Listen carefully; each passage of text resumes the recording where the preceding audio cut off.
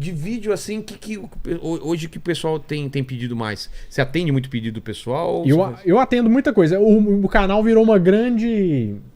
Como é que eu vou falar? Eu gosto de falar de muita coisa. Então eu gosto, tipo assim, eu acho um trem interessante, eu vou lá e falo. Uma coisa que muita gente gosta é quando eu falo de história de empresa, por exemplo. Como assim? É assim, por exemplo, o pessoal do marketing das empresas gasta bilhões pra fazer aquele site, nossa história, não sei o quê. Aí eu transformo aquilo em conteúdo. Como assim? Você pega Por exemplo, por exemplo, você sabe a história da Nokia? Não. Porque, por exemplo, tecnicamente... Que, aliás, acabou de mudar o logo, você viu o novo? Eu vi, mudou o logo, né? Ficou meio revolucionário. Não, assim. alguém falou que parece que falhou a caneta. Coloca o novo... coloca o novo logo da Nokia. Eu acho que tem um antigo novo, parece que falhou a caneta. Exatamente. Mas, por exemplo, a Nokia, ela começou em 1800 e não sei o quê. E a gente pensa assim, pô, mas a Nokia é uma marca de celular.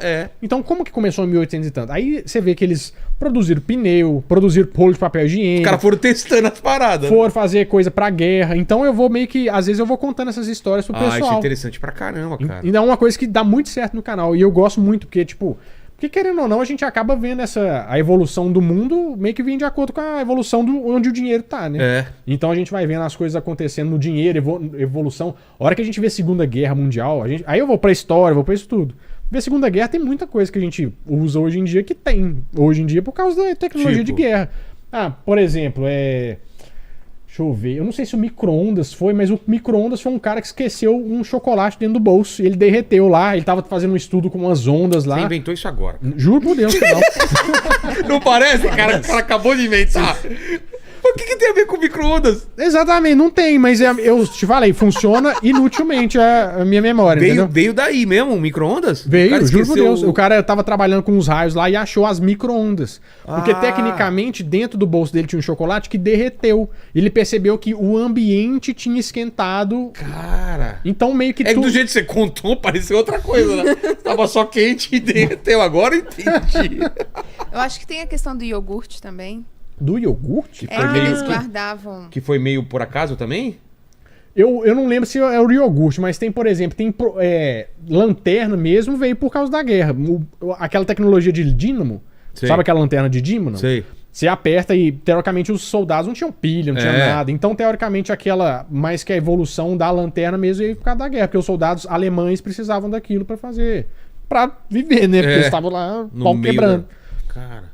Tem muita coisa assim que eu gosto de curiosidade de... NASA também descobriu muita coisa. Ai, nossa, eu fui no museu da NASA. Eu fui também. Nossa, eu fiquei igual criança naquele trem rodando, naquele simulador. Nossa, é bom demais. Inclusive, a gente tem até um quadro novo agora no canal. É verdade. Que mostra como que funcionam as coisas, né? E aí o Renato foi lá ver como é que funciona o museu da NASA. A gente gravou lá, foi muito da hora. Foi o primeiro episódio dessa série.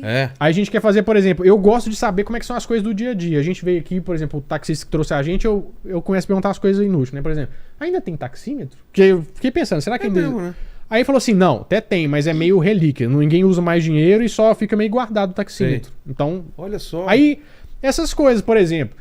Isso eu transformaria num vídeo, porque eu falo, o taxímetro, aí eu vou. Aí o que tem a ver o taxímetro? De onde ele veio? Qual que foi o primeiro táxi que usou isso? Aí eu vou escavando e vou meio que criando essas histórias. Interessante pra caramba, cara. Então, por exemplo, outra coisa que todo paulista não deve perceber, mas pra gente é muito legal.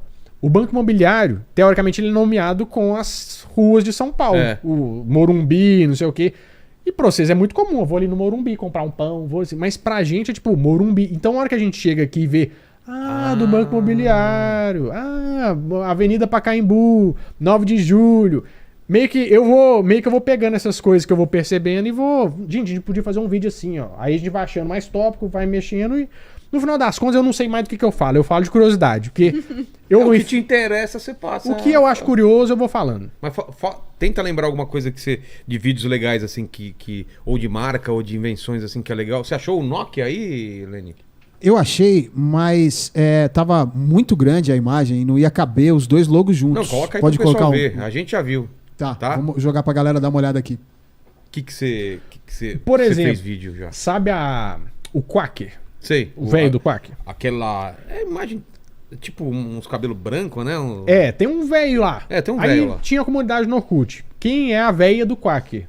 Aí eu fico sempre naquela dúvida. É porque quem é a aveia do Quaker o trocadilho. ou a velha do Quaker. Só que todo mundo lembra como a velha do Quaker. É um cara, não é? É um cara. Só que todo mundo pergunta, mas é um cara, né? Vem com essa pergunta.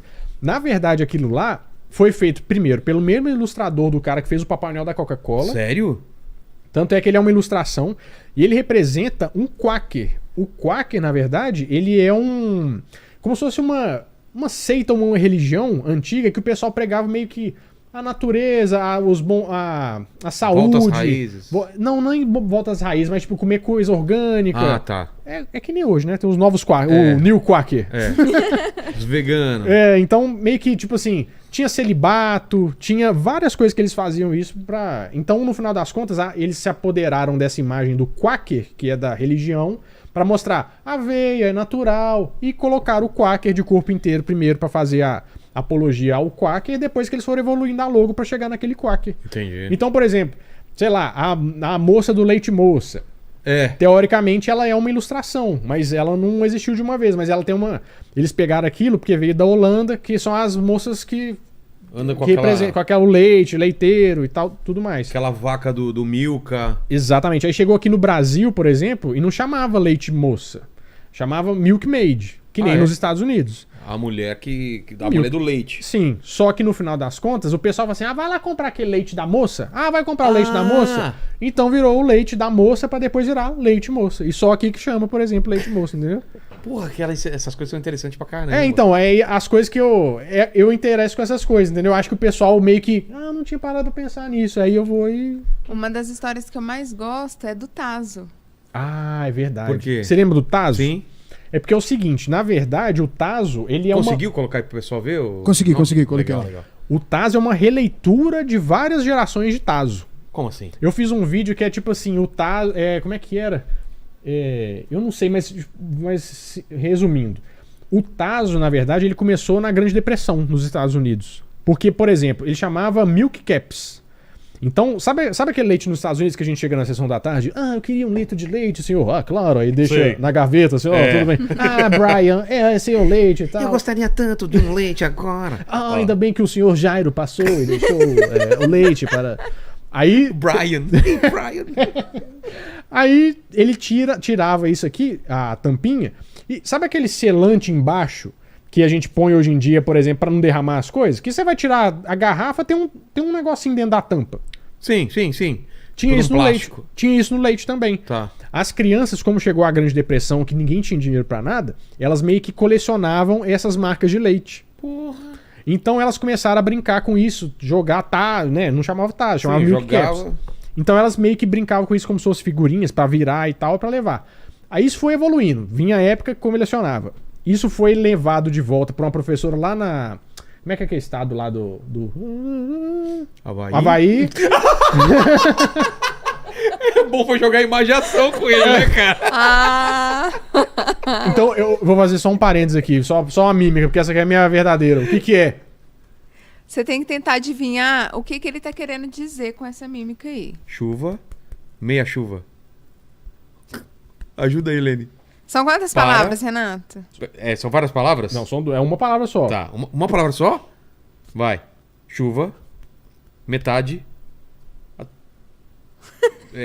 Chu.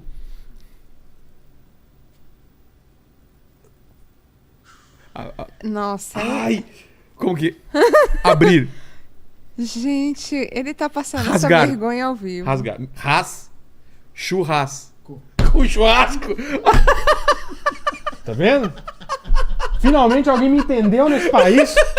Nunca ninguém acertou essa mímica e todo mundo fica decepcionado. Olha, eu admiro tudo que ele faz. Sabe como isso chama amor? Chama amor, né? Chama amor.